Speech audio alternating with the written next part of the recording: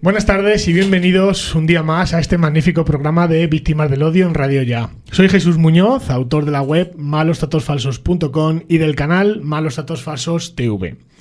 Hoy, José Antonio me da la oportunidad de poder entrevistar por primera vez a una invitada, una jovencísima invitada que la vais a notar en su voz, pero no en su experiencia profesional. Laura Esteban es graduada en Criminología y Seguridad, realizó su primer trabajo de fin de grado en un trabajo que llamó mi atención. De hecho, fui uno de los privilegiados de informar, dar datos sobre algo que creí en su momento advertirla que le iba a traer algún que otro problemilla. Ahora nos lo contará. Su trabajo es violencia doméstica y la violencia contra los hombres, nada más y nada menos. Buenas tardes, Laura. Buenas tardes, Jesús. En tu trabajo se analizan varios tipos de violencia como la doméstica, la violencia de género, la filioparental, la paternofilial y la violencia contra los mayores. Hablas de un trabajo que es objetivo, basado en cifras, lejos de cualquier subjetividad y con planteamientos o fuera de planteamientos ideológicos. Hablas también de que la violencia no se erradica con cifras de muertes, sino dónde y por qué se realiza, analizando problemas, por qué se produce esta violencia en el ámbito intrafamiliar y analizando a las víctimas y a los agresores. Lo abordas desde un aspecto físico, sexual, económico y psicológico. Laura, cuando te pusiste en contacto conmigo en aquel momento y te advertí si eras consciente de dónde te ibas a meter, ¿qué es lo que te llevó a seguir adelante y por qué decidiste hacer un trabajo de fin de grado tan problemático como este? En primer lugar, daros las gracias por entrevistarme y estar también acompañada. En segundo lugar, decir que este trabajo lo realicé porque es un tema tabú que no se puede hablar tan a la ligera, entre comillas. Voy a usar una terminología común y fácil para que se pueda entender. Cuando me puse en contacto contigo, era consciente de que es un tema tabú, de que es como es hablar de algo como que no existe o como que es surrealista. Entonces, yo me puse en contacto contigo porque vi tu página web. Entonces, yo necesitaba información de la que no tenía. Entonces, me basé en un libro de hombres víctimas de violencia, que está escrito por una señora que estudió en México, estudió en la Complutense, pero ahora es profesora de México. Y el libro, básicamente mi trabajo está basado en ese libro y en el de un juez que ahora mismo no recuerdo su nombre. Entonces, para analizar el tema, mi primer objetivo era analizar los hombres solo.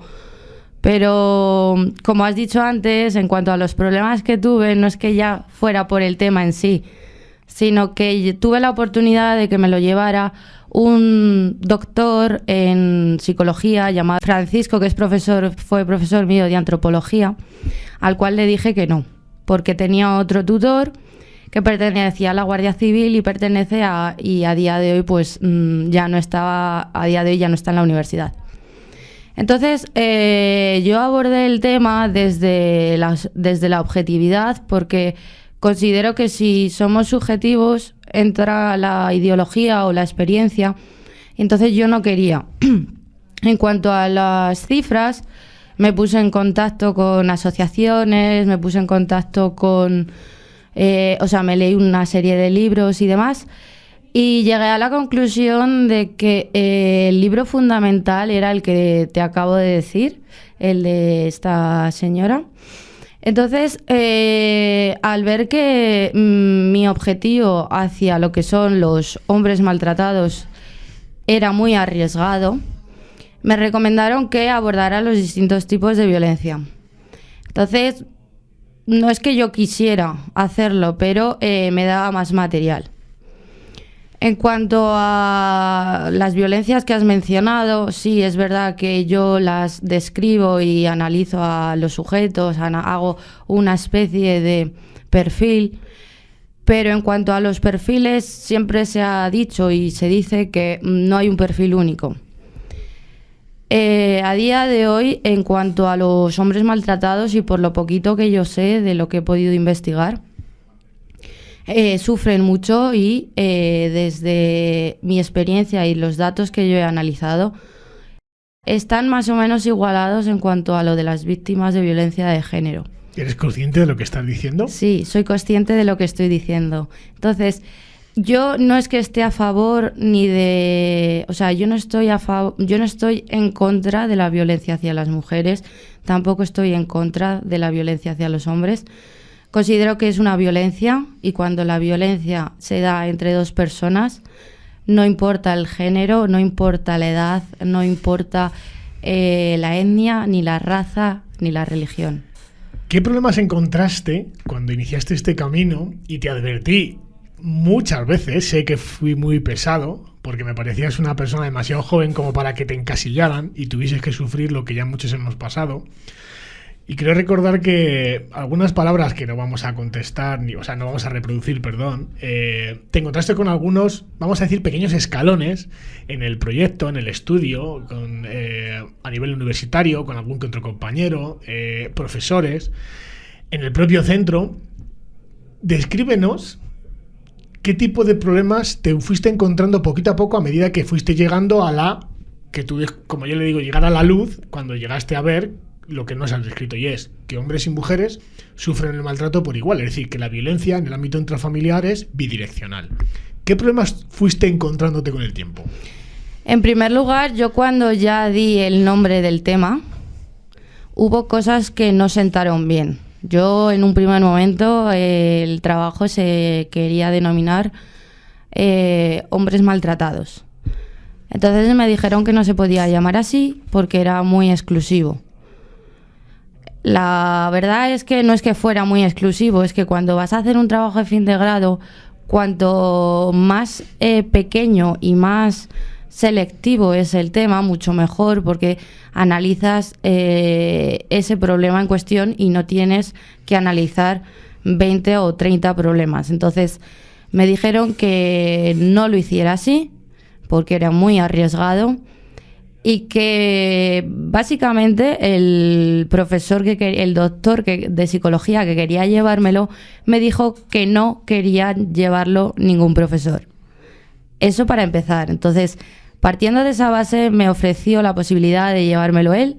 Y claro, yo le dije que no porque consideraba que ya teniendo un tutor, pues iba a salir bien el trabajo. Una vez que yo inicio el trabajo, me dicen que modifique el tema, que abarque un poco más. Entonces abarco los distintos tipos de violencia y entonces yo le hago una pregunta a mi tutor. Le digo, si la Constitución dice que todos somos iguales ante la ley, ¿cómo es posible que cuando se trata el tema de los hombres maltratados las cosas cambian?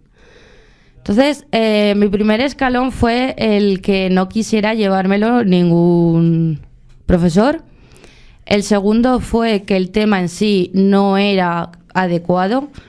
Y el tercero, que me llamó mucho la atención, fue que cuando yo le dije a mi tutor que sí, según la Constitución somos todos iguales ante la ley, el tema de los hombres maltratados es un tema que según la Constitución es anticonstitucional, perdón por la reiteración, porque entonces me dijo que no se me ocurriera decir eso cuando expusiera mi trabajo, porque él se lo comentó a una persona que estaba metida en política. Entonces le dijo que cómo podía decir esas cosas si no eran ciertas. Entonces, aparte de los problemas que me encontré, como ese, o como que era un trabajo escueto, o como que no estaba bien estructurado, yo decidí seguir adelante, porque considero que es un problema que tiene solución, si se quiere dar la solución. Y yo, en cierto modo, tuve que meterme en los distintos tipos de violencia y, sobre todo, abordar la ley de violencia de género. Es curioso, Laura, que en un país libre, donde se supone que tienes derecho a la libre expresión, la libre circulación y el poder estudiar lo que a ti te dé la gana, en una universidad que no es pública, sino que era privada y que pagabas tu familia, te encuentras con que unos profesores te encaminan a hacer un trabajo de la manera que ellos quieren porque el trabajo tuyo, libre, que tú has decidido hacer, no es políticamente correcto que se haga en una universidad de ese calibre. ¿A ti en ningún momento te llama la atención? ¿Tuviste que retomar o modificar tu estudio o decidiste luchar por lo que tú creías que era justo, que era hacer libremente tu trabajo en base a tu conciencia, lo que tú querías estudiar? Yo cuando me planteé el tema en sí, al ver que tenía pocos datos, al ver que cada vez que iba subiendo las escaleras me iba encontrando cada vez más problemas, para poder realizar el trabajo y no tener más problemas y poder terminar la carrera después de mucho esfuerzo, porque en lugar de acabarla en 4 años, la acabé en 5, decidí que tenía que apostar por lo que yo quería, que era el tema de los hombres maltratados. Pero que debido a la poca información que encontraba en las páginas web, todas oficiales, porque no quise meterme ni en Wikipedia, ni que yo no digo que no sean buenas, simplemente para mi trabajo a mí no me servían. Entonces, yo quise hablar de los hombres maltratados, entonces cuando quise hablar de ese tema, sabía los pros y los contras. Entonces, para cubrirme, entre comillas, las espaldas, abordé los distintos tipos de violencia. Pero sobre todo profundicé en lo que es los hombres. Y que afortunadamente ya me gradué. Aprovecho para decir que en la exposición tuve un 8,5 y en el trabajo global tuve un 7,5, que también tuve problemas porque las actas no se habían firmado y no sé qué. Y bueno, fue un verano que, madre mía, que me da algo, porque casi, mis padres, que ya no sabían qué hacer, yo tampoco. El TFG me llaman un día y me dicen que no me he presentado. Entonces yo me quería morir. Después del trabajo tan Después arduo, del trabajo, sí. Entonces, con toda la bibliografía que tenía, unas 60 páginas, un trabajo bastante estructurado. Luego ya me di cuenta de que estaba bien y de que se aprobó el trabajo y ya lo celebré con mis padres y mi familia, porque era un trabajo que yo le puse mucho empeño y le sigo poniendo. Fuera de ideologías y fuera de planteamientos subjetivos, es un problema de violencia que a día de hoy se tiene que resolver. Se tienen que dar medidas, se tienen que dar posibilidades. O sea, hay que dar a las personas que lo sufren, hablo de personas, no hablo de género, de darles soluciones como un teléfono gratuito, como hay para mujeres, que en su día hubo para hombres, pero a día de hoy, por X motivo... Duró 16, 18 horas ese teléfono. Ese teléfono a día de hoy no existe. Una persona, siendo varón, se acerca a una comisaría y denuncia unos hechos, igual que si voy yo como mujer, o como Laura, en este caso prefiero como Laura que como mujer, a denunciar los mismos hechos, las penas no son las mismas. Entonces, ni el tratamiento, ni el procedimiento judicial, ni el calvario. Vamos a hablar de ello más adelante, porque me gustaría primeramente que nos describieras o nos contaras por qué, a tu juicio, como mujer, como criminóloga y como estudiante o sufridora de una cárcel de mujeres, que has visto un poco el lado oscuro del asesino o la asesina, ¿por qué crees que el maltrato al hombre, primero, se oculta? ¿Y por qué, a la misma vez, los hombres tienen miedo a decir, que eso lo hemos visto también, lo hemos leído en tu trabajo, que además os invito a que lo podáis ver en la página web malosdatosfalsos.com, donde nos permitió Laura colgarlo en la pestaña de informes, está colgado su magnífico trabajo. ¿Por qué crees, Laura, que el maltrato al hombre se oculta, pero además de manera descarada por todo medio de comunicación que se precie hoy en día? Y por el contrario también, los hombres ayudan a no visibilizar el maltrato porque ni siquiera denuncian. O sea, si las mujeres dicen que prácticamente no denuncian, los hombres son casi 100 veces menos. ¿Por qué tú crees, a tu criterio, después de tu elaborado trabajo, cuáles son las consecuencias de llegar a estas circunstancias? En un primer momento, lo que sí que voy a decir es que voy a ser bastante neutral en la respuesta y que invito a todos a que antes de que vean esta entrevista lo puedan leer. Creo que la base de todo es el miedo, que en función de una persona que le hacen daño, hablo de personas, no me voy a meter en ningún tipo ni de géneros ni de nada, porque considero que somos seres humanos. Cuando a una persona le hacen daño y sufre, lo pasa mal. En función de que lo pase mal, pues va actuando. Acude a las instituciones, acude a las asociaciones y se da cuenta de que cuanto más se va informando, menos posibilidades tiene de que les puedan ayudar. Entonces, yo soy mujer, me siento mujer, pero no me considero una persona que sea extremista de, no, es que las mujeres, ¿verdad? Que hace, no sé, 20 años la situación de la mujer no es la misma que la de ahora. Entonces, por otra parte, la situación del hombre no es la misma que la de ahora.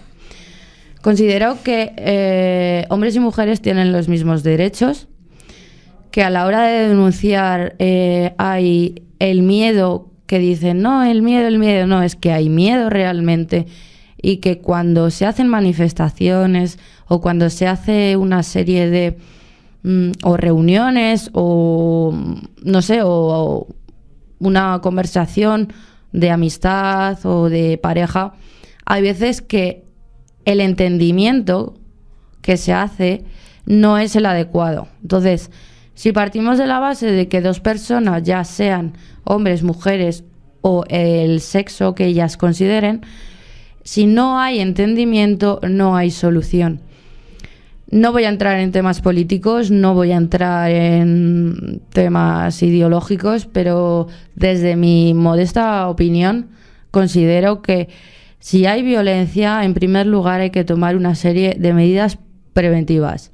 En segundo lugar, hay que hacer una buena política, o sea, no política como la de PP o Ciudadanos, sino una política social.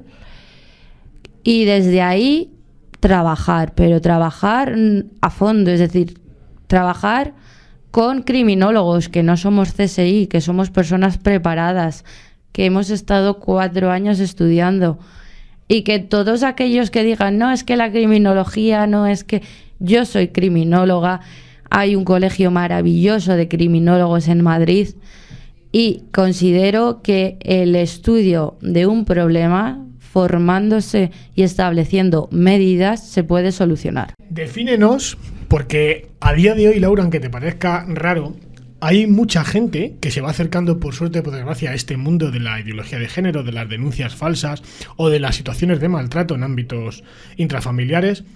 Defínenos a tu juicio, porque he leído tu trabajo y me ha parecido magnífico, lo vuelvo a repetir.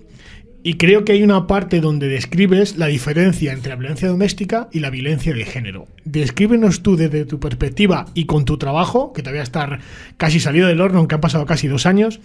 Defínenos tú mejor que nadie, como experta en criminología, qué diferencias hay entre un delito y el otro.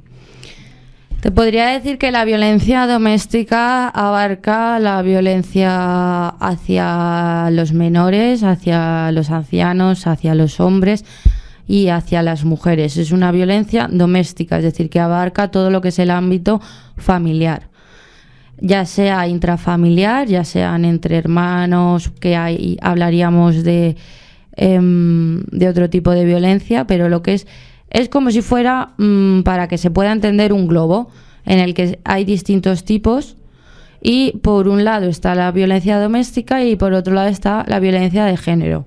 La violencia de género es aquella que se ejerce hacia la mujer, y en ella puede haber distintos tipos de malos tratos, ya sea verbal, ya sea físico, ya sea instrumental, etcétera. En cambio, se diferencia de la violencia doméstica porque la violencia doméstica, aparte de los hombres maltratados o de los ancianos, también están lo que viene siendo las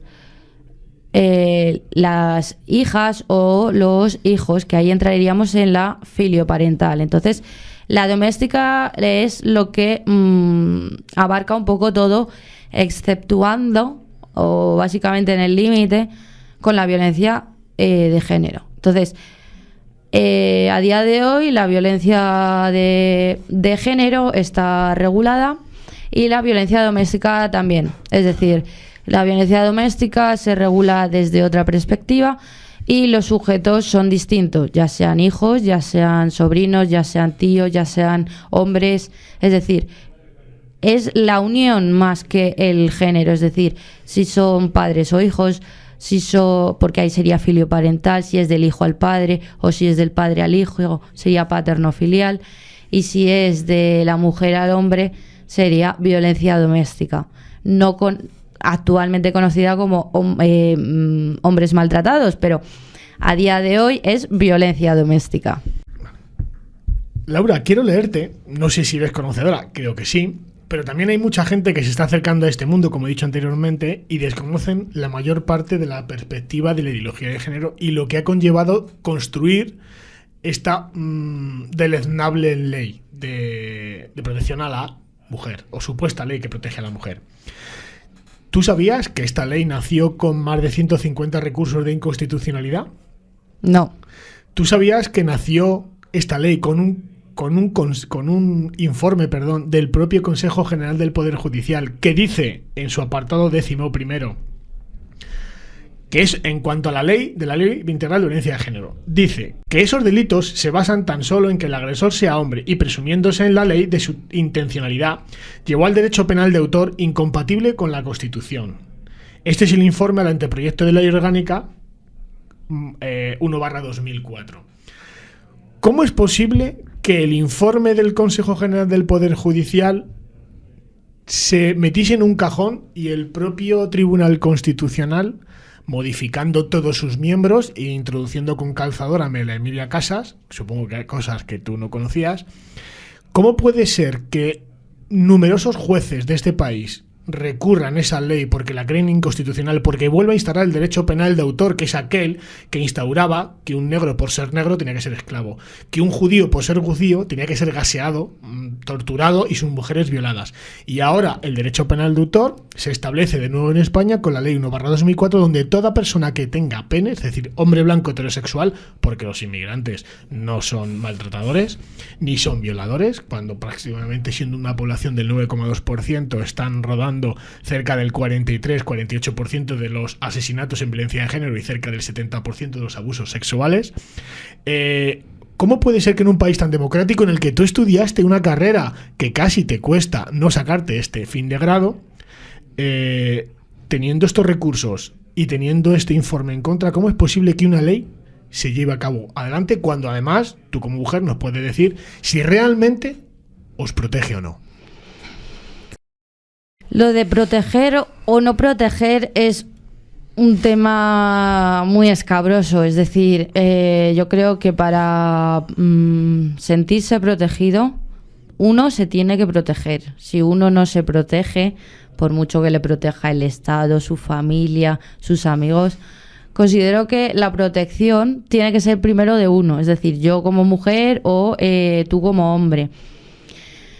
Perdona, entonces tú estás en contra con que tú sales de papá y de mamá de tu familia y no tienes que meterte en la protección de papá Estado. Es decir, tú eres libre y tú como ser humano tienes que librarte tu propia protección, ¿o necesitas una ley especial que te proteja a ti como mujer? Yo considero que la primera que se tiene que proteger soy yo, la que tiene que luchar por lo que quiere soy yo. Que el Estado aprueba o desmiente o se dictan leyes a favor o en contra. Yo soy criminóloga, no soy política, entonces si yo no me protejo y hay una serie de leyes que protegen a las mujeres que yo no estoy en contra, es decir, reitero que tiene que haber leyes que protejan a los hombres. Hay que proteger a las personas y a todo tipo de víctimas. Hay que proteger a las personas.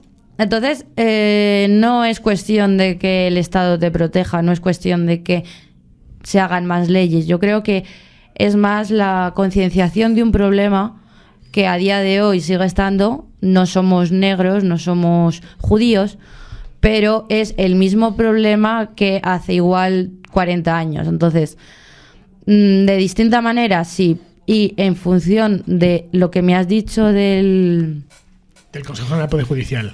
Ese mismo, del Poder Judicial, pues, bueno, a mí se me escapa un poco de las manos porque yo en cuestión de de política no di mucho, o sea, no he dado prácticamente nada en la carrera. Entonces yo te puedo hablar desde la antropología. Vale, pues te voy a dar unos datos que seguramente sí puedas hablar de ellos. En un tuit que ha hecho hace un par de días Luis del Pino, que puede ser cualquier persona porque lo he visto por mucha parte de redes sociales, en un Twitter dice, literalmente, mujeres muertas por violencia de género antes y después de aprobarse la ley. Es decir, la diferencia en una ley que supuestamente salva vidas, que hay gente que piensa en este país o quiere haceros creer, que un folio en el que dice yo soy señor juez de esta sala de violencia de género y dicto una orden de alejamiento de 500 metros contra don fulanito de tal. Y un juez piensa, un legislador y un político, y esas feministas que os dicen salvar, piensa que un folio es el traje del Capitán América y un folio donde pone 500 metros os va a salvar la vida. La realidad es que no. En este tuit dice lo siguiente, y es que las mujeres muertas por violencia de género antes de aprobarse la ley, entre el 99 y el 2003, la media son 58,4 mujeres al año. Después de aprobarse la ley, y entre el 2005 y el 2018, la media es 59,4, es decir, con la aplicación de la ley ha subido una mujer muerta más de media al año. ¿Realmente hacía falta una ley que discriminara entre hombres y mujeres víctimas? Desde mi punto de vista y como criminóloga creo que no. Es decir, si hay una ley se tendría que hacer global, es decir, que abarcase a todos los seres humanos indistintamente del género. Es decir, si se aprueba una ley sabiendo que hay víctimas y que encima aumenta o sea, hay una diferencia de una persona, desde mi punto de vista ya no son los números. Es que creo que no tienen que morir personas para que se establezcan leyes. Considero que las leyes se deben realizar para proteger a las personas indistintamente del número de muertes que haya. Hoy que tengo aquí una especialista en criminología, te quiero hacer una pregunta para que tú, desde tu perspectiva profesional y académica, no me contestes a mí, sino a Susan. Te pongo en antecedentes. Es una discusión que ha habido en Twitter antes de ayer, en el que discutían si vale más la vida de una mujer asesinada que la de un feto abandonado en un container, ¿no? Es decir, hoy sabemos que las feministas son muy pro aborto. Susan dice, lo que está haciendo es querer exigir engordando algo de las estadísticas de lo falsamente. Es decir, está discutiendo con alguien y están debatiendo si el número de denuncias falsas es más o menos. Dice ella que dejar a un niño en un contenedor abandonado no es que el niño se abandone para que muera, que no es comparable abandonar a un niño en un contenedor con el asesinato de una mujer. Porque por mucho que queréis venderlo, el abandono no significa matar, mientras que pegar a una mujer, sí. Tú como criminóloga, ¿qué diferenciación hay en el tema delictivo? Te podría decir que tanto las muertes como los abandonos en el Código Penal se estructuran de una manera y hay unas penas distintas. Y que por cada parte de nuestro cuerpo, ya sea el cuerpo entero o ya sea, no sé, una pierna, no en el Código Penal, pero sí que cada parte de nuestro cuerpo está tasada económicamente. Entonces, a nivel de abandonar a una persona en un container o en un contenedor o maltratar a una mujer, desde mi experiencia académica, básicamente, porque profesional todavía a día de hoy no tengo, podría decirte que son dos situaciones igual de arriesgadas, igual de duras, y que en ambos casos las penas son distintas porque así el delito es diferente. El delito. Pero lo que quiero decir, o lo que quiero que nos explicaras, o por lo menos yo lo que intento transmitir, es que es tan delictivo el abandonar a un bebé indefenso en un contenedor con frío, sin alimento, que estás esperando a que con su llanto alguien lo pueda rescatar, que en el 80% de los casos estos niños llegan a morir, estos bebés, con el hecho de asesinar a una mujer, que dentro del asesinato, del maltrato a una mujer, desde aquí lo calificamos como algo abyecto, pero sí que es verdad que una mujer adulta tiene defensa, un bebé no. Entonces, que una mujer llegue a decir que siempre es superior o es peor visto el maltrato a una mujer que el abandonar a un bebé, es lo que quiero transmitir es un poco el pensamiento filosófico de estas feministas que dicen defenderos, o por lo menos dicen representaros. Hombre, yo creo que un niño recién nacido Para empezar, todos hemos sido recién nacidos, entonces que se abandone a un niño que tenga que gritar para sobrevivir por la ley de la naturaleza, que en el 80% de los casos mueren, desde mi punto de vista es peor que que haya una muerte de una mujer. Digo esto con toda la conciencia del mundo, porque un bebé indefenso que no sabe más que quizás 4 gestos o gritar para poder sobrevivir es mucho más duro que una mujer que sabe que es mujer, sabe que puede llamar al 016. Que puede llamar al 016. En cambio, un niño que tiene una vida, que se encuentra en un contenedor con frío, con hambre, yo creo que es una situación mucho más peligrosa y mucho más dura que una mujer. Ojo, que yo no digo que no sean... No estamos quitando valor al maltrato a cualquier persona, pero sí que es verdad que yo quería contestarle a esta mujer es que me parece deleznable que una mujer adulta diga que es mucho peor el maltrato de un hombre a una mujer que el abandono de una madre abandona a su hijo. Volviendo a tu trabajo, en la página 8 hay cosas que me han ido llamando la atención y he tomado nota de ello. Dices en tu trabajo que en la palabra violencia de género ya directamente, y atención, provoca prejuzgar de forma errónea a los hombres. Pero ¿cómo se te ocurre decir algo así, Laura? Se me ocurre decir algo así porque el libro que he comentado antes de Maripaz Toldo Romero es una maravilla. A mí me ayudó mucho ese libro. Cuando uno usa cierto tipo de palabras, hay veces que no se da cuenta que se están usando mal. Es decir, yo en mi trabajo digo eso porque considero que desde mi experiencia académica se prejuzga y se dice a veces cosas que no se quieren decir. No es lo mismo establecer una entrevista en radio aquí y ahora como estar en una empresa, en una comida de empresa. Yo no digo que no se pueda hablar porque es un país libre, pero hay que saber dónde nos situamos y con quién estamos hablando. Entonces, si se dice la violencia de género, antes de pronunciar esas palabras, hay que informarse de lo que es. Ya, pero estamos en un país donde opinar es gratis y donde la mayor parte que habla de la violencia de género, con perdón, no tiene conocimiento de dónde tiene su mano derecha. Es decir, hoy opinar de violencia de género es directamente pensar que todo hombre es maltratador y violador y que toda la mujer necesita la protección de papá Estado. No, yo considero que las cosas no son, desde mi punto de vista, no son así. Efectivamente. Porque, reitero, somos personas y como personas tenemos los mismos derechos, las mismas libertades, y que el hecho de es que me estás pegando, es decir, si ponemos en el supuesto de que tú me pegas a mí, eso ya es violencia de género. Bueno, vamos a ver, vamos a estudiar la situación en sí, vamos a ver qué sucede, vamos a establecer una serie de cosas, y si es al revés, 3/4 de lo mismo, porque es violencia igual.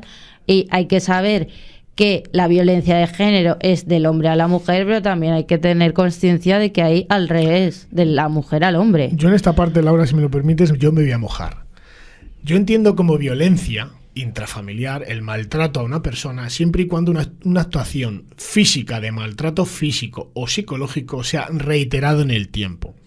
Pero a ti no te da la sensación de que hemos llegado a catalogar como violencia de género. Y te pongo un ejemplo. Los juzgados están tan sumamente colapsados con las miles de denuncias falsas, oh Dios mío, ¿qué ha dicho Jesús?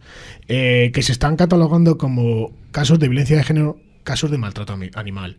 Pero ¿tú no crees que se ha llegado a juzgar o prejuzgar o diligenciar en un juzgado situaciones directamente de discusiones de pareja? Es decir, hoy en día, tenemos el ejemplo recientemente, que creo que has conocido incluso por redes sociales o medios de comunicación, donde a un señor, por una discusión por WhatsApp, porque él dice literalmente en su WhatsApp, vete a la mierda. Y ella le contesta, y pone el icono de la mierda, te vas tú. La diferenciación jurídica es que el juez entiende que mandar a la mierda es un desprestigio psicológico o una mala interpretación del ente jurídico como persona de la mujer, mientras que el emoticono es una cosa graciosa. Es decir, y ese señor está condenado a un arresto domiciliario como violencia de género. Una pareja discute por WhatsApp hasta que él le dice a ella: vete a la mierda. Y ella le contesta: a la mierda te vas tú. Ella le denuncia y pasa 7 horas en el calabozo y de allí directo al juzgado número 1 de violencia sobre la mujer de Granada. El fallo: que debo condenar y condeno por un delito leve de injurias, vejaciones en ámbito familiar previsto y penado en el artículo 173.4 del Código Penal a una pena de localización permanente en domicilio diferente y alejado de la víctima 5 días. En resumen, 5 días de alejamiento por mandar a la mierda a su pareja por WhatsApp. La sentencia solo se basa en el mensaje, no tiene en cuenta el resto de conversación ni los antecedentes de la pareja. Un señor que se tiene una ventosidad en una discusión con su mujer ha sido condenado por un juzgado de violencia de género de Valencia. ¿No crees que se ha desvirtuado la protección hacia vosotras? Y aquí enfoco la pregunta hacia otro lado. Detrás de la ideología de género, de la violencia de género o de la supuesta protección hacia mujeres, ¿crees que hay algún negocio oscuro? Me vas a permitir que me moje poco. Y en cuanto a lo que acabas de comentar, me parece que los tribunales están para cosas mucho más serias que para un WhatsApp o para un emoticono. Entonces, yo tengo WhatsApp, yo sé lo que es un emoticono y yo me puedo enfadar en un momento puntual y decir, pues vete a la mierda o eres un hijo de puta. Yo no lo digo con la intención de que su madre sea puta ni que se vaya directamente a una mierda. Entonces, es una forma de hablar. Ya, entonces, considero que sí se está desvirtuando, que antes las mujeres había muy poca protección, es decir, era ser mujer, a lavar, a fregar y a cuidar del marido. Entonces, a día de hoy ha sido todo lo contrario. Considero que ni tanto ni tan calvo, es decir, creo que en el punto medio está la solución y que se ha desvirtuado lo que es la realidad. Llegas a decir incluso que el término él o ella discrimina a las personas incluso en un contexto que son las parejas homosexuales o transexuales. Es decir, la Ley Integral de Violencia de Género no acoge como víctimas a las parejas homosexuales, que sabemos que hombres con hombres se agreden, tanto física como psicológicamente, y mujeres con mujeres se maltratan física y psicológicamente. ¿Por qué crees que se discrimina a estas parejas? Yo creo que se discrimina básicamente porque en base al libro de Maripaz Toldo Romero es como un tercer problema. Es decir, si ya tenemos un problema que es del hombre a la mujer, del hombre a la mujer que está ahora en boga, el problema de la mujer al hombre no se ve, no existe. Ya el problema de los homosexuales o transexuales es un tema ya que no es que no se vea, es que no existe. Es decir, es un problema que hay que abordar y que en el libro Maripaz dice que si dos mujeres se juntan, se supone que al ser del mismo género no tendrían problemas, pero es verdad que sí los tienen. Entonces, él o ella, si decimos ya y profundizamos y decimos no, es que es discriminatorio, hombre, discriminatorio desde mi punto de vista no es, porque para empezar son 2 artículos determinados. Tenemos que terminar la entrevista porque el tiempo en radio, sabes, Laura, que es limitado, pero hay una cosa que no quiero dejar en el aire y es 2 cosas muy rápidas.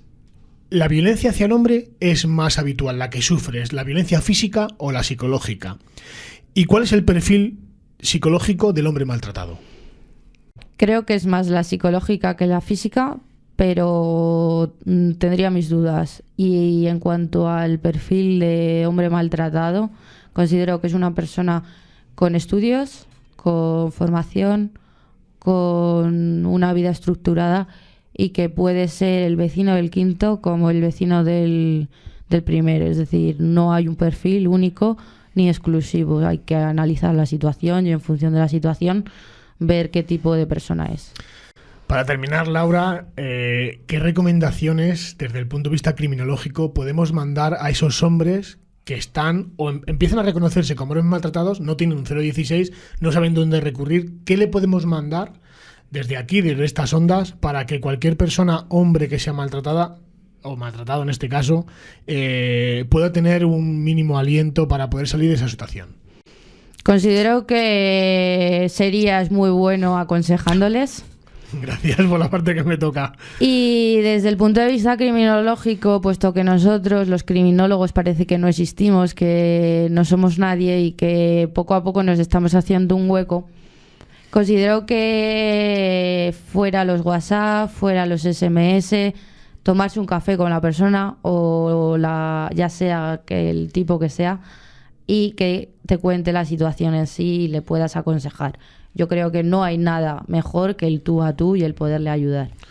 Pues muchísimas gracias, Laura Esteban, criminóloga, que nos ha contado lo que ha pasado para terminar este estudio. Gracias por dedicar tu tiempo de estudio a hacer algo sobre los hombres.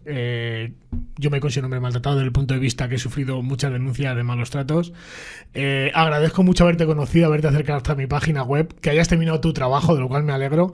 Y no quiero terminar sin contar la anécdota de por qué Laura está aquí hoy. Y es que me ha costado, con perdón, un riñón hacerle una entrevista. Es una persona muy tímida, lo veréis en el vídeo. Y es porque hace una semana se va a un puesto de Navidad, no sé cuál es la conversación, se encuentra dos personas, dice soy criminóloga y uno de ellos le graba en vídeo. Ah, ¿está grabando? Sí. Ah, bueno, hola. Hello. Hola Javi y grupo.